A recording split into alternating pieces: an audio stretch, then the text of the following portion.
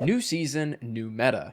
As I'm sure you're all aware of by now, every single time a new season rolls around, there's always some sort of shakeup to the weapons that Guardians are using the most in the PvE landscape. Sometimes these shakeups are huge due to sandbox changes, amazing artifact perks, or even really good new weapons, and I always find it fun to sit down once every season and take a look at what people are using the most. So in today's video, we'll be talking about the top 15 most popular weapons in PvE for Season of the Deep. This is all thanks to the data gathered by DestinyTracker as usual, and their link will be in the description.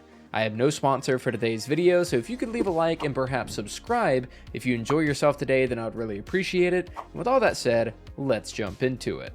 Number 15, 𝗦𝗨𝗦𝗑𝗦𝗧𝗦. Last season's ranking number 2.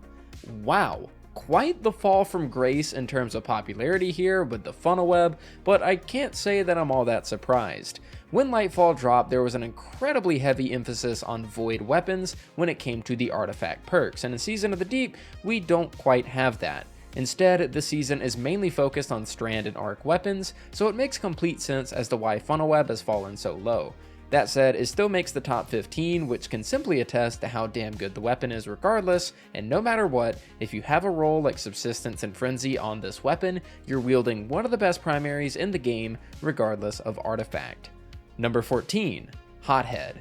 This absolute meta monster, and yes, I'm officially coining the term, has finally made its way into the top 15 for the first time ever. This is 100% due to Bungie finally implementing a Vanguard engram focusing system. Thank you, Bungie. And you all probably already know about the Hothead, so I'll keep it brief. It's one of the most obtainable rockets in the game now thanks to the legacy focusing, and is insanely powerful to pair with Gjallarhorn due to it rolling with field prep and clown cartridge, which allows it to reload really quick and get tons of rockets off back to back to generate more Wolfpack rounds. This is more than ever important because of the rocket meta that we're in, and yeah, we have Hothead in the top 14. If you somehow don't already have one of these, it's definitely a PvE must-have. Number 13, Callous Mini Tool. Last season's ranking, number 6. Remember what I said about 𝗦𝗨𝗦𝗑𝗦𝗧𝗏 in regards to artifact perks? Yeah, well, that pretty much applies here too.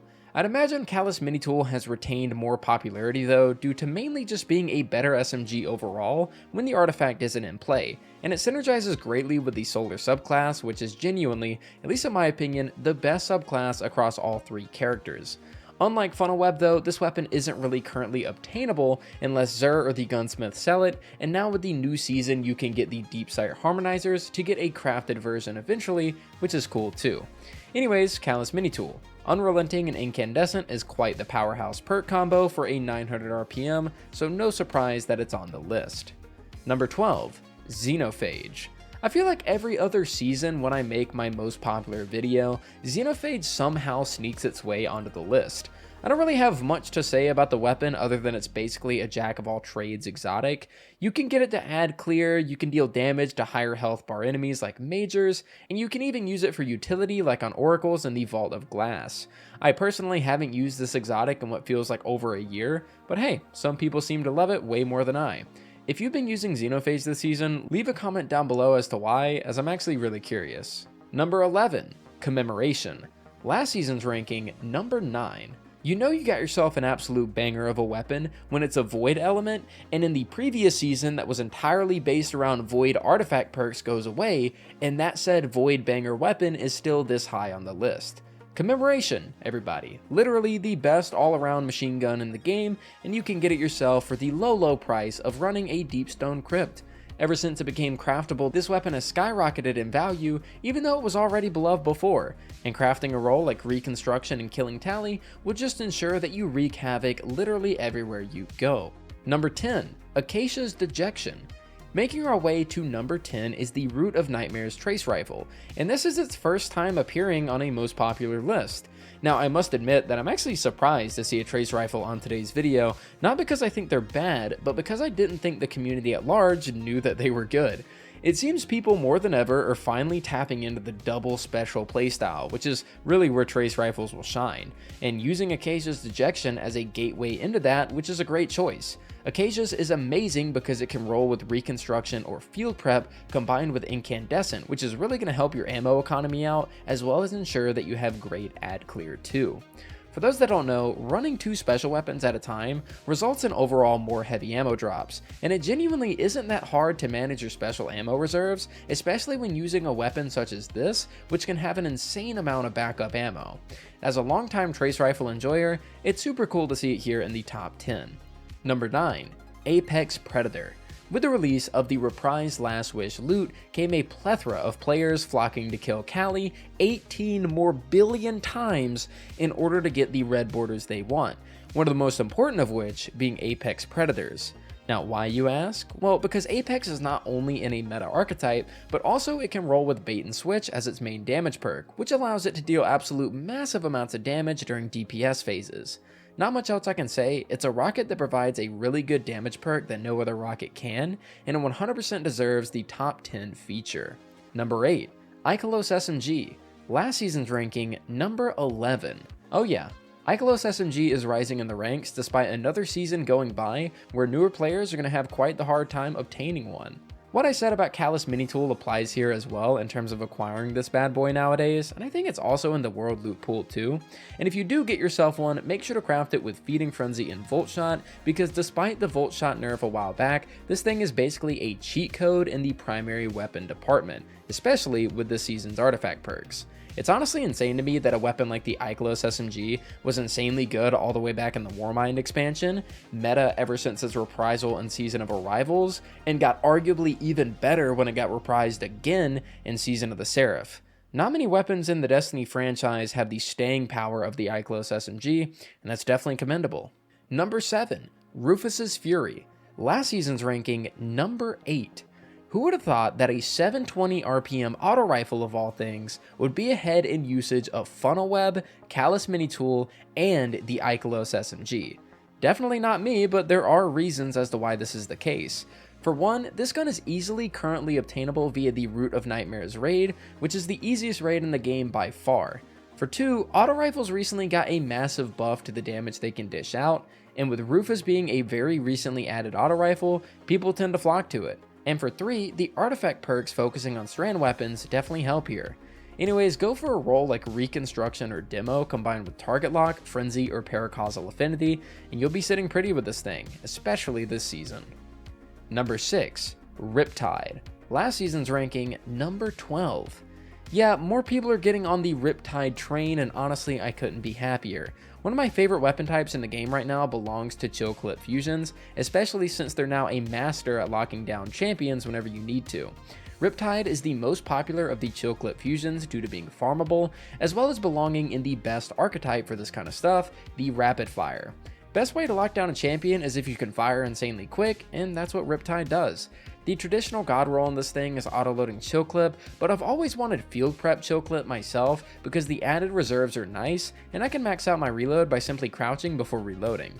I still don't have the roll I want, but despite that, I've still been putting in tons of work using my current one, because as long as you have that quirky little stasis perk, you're good to go. Number 5. Conditional Finality.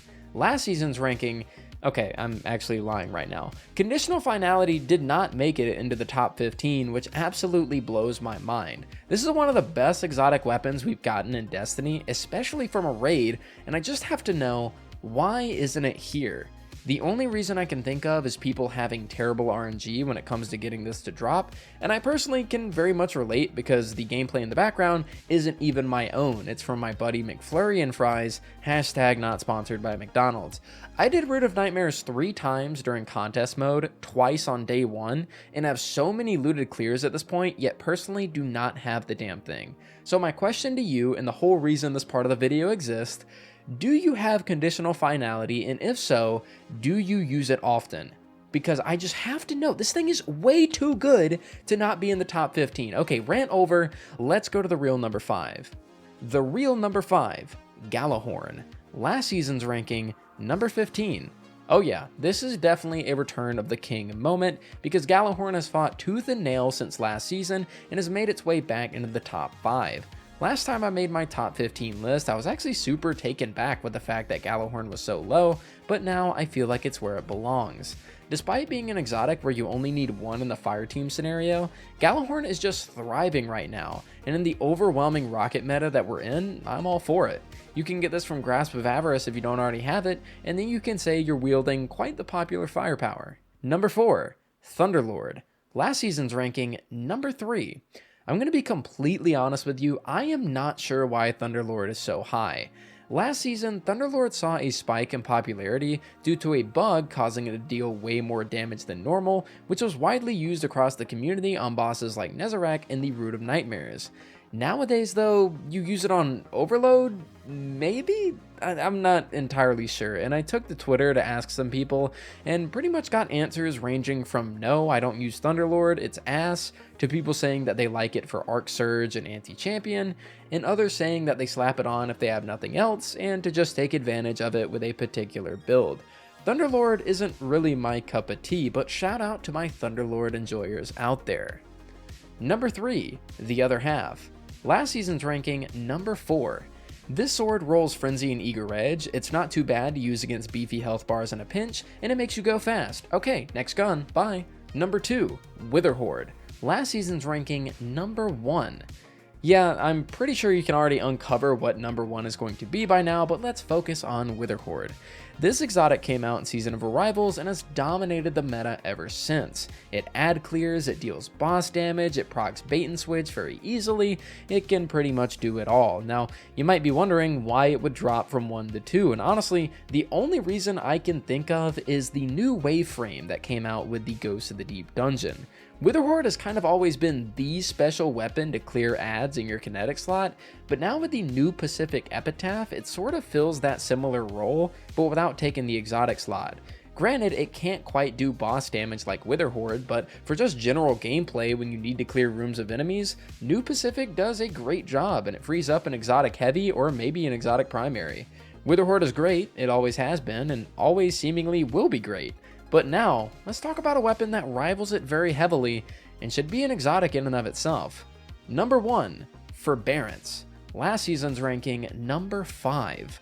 Forbearance is officially climbing up in the world. For one reason or another, it happened to secure the number 1 spot this season, and all I can say is that it's 100% deserved. I often compare the power of Forbearance to Mountaintop for back in the day, yet it can't exactly burst down bosses quite the same, but when it comes to just ridiculous levels of ad clear, I truly think this weapon should have been an exotic. It's not though, and that's one of the main reasons it continues to rank so high every single season. You can run an exotic like Gjallarhorn, an energy weapon like Forbearance that damn sure feels exotic already, and your favorite kinetic weapon and just go to town with an insane loadout.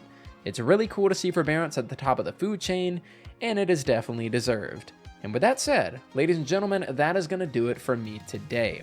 Let me know what you all thought of the list down in the comments below, especially let me know about Thunderlord and Conditional Finality, and I truly hope you enjoyed. Now, before ending things off, I'd like to give a shout out to the wonderful people that keep my channel going via Patreon and YouTube memberships. For Tier 2 and up for Patreon, we have Admis, Serenity, Austin, Cinco, and Galumia. And for my Tier 2 YouTube members, we have B-Dubs, Alex Miser, Hank the Tank, Bluesman, Aldo Martin, Kira Gira, Imposter, Repulsive Potato, Brandon Fisher, Ram, Irvin Hornby, Mad Go, Salty, Nimble Fox, Mamimi Clear, Angel Ben McClellan, Mayhem Gaming, and Serenity once more. Thank you all so much for watching, and I'll see you all next time.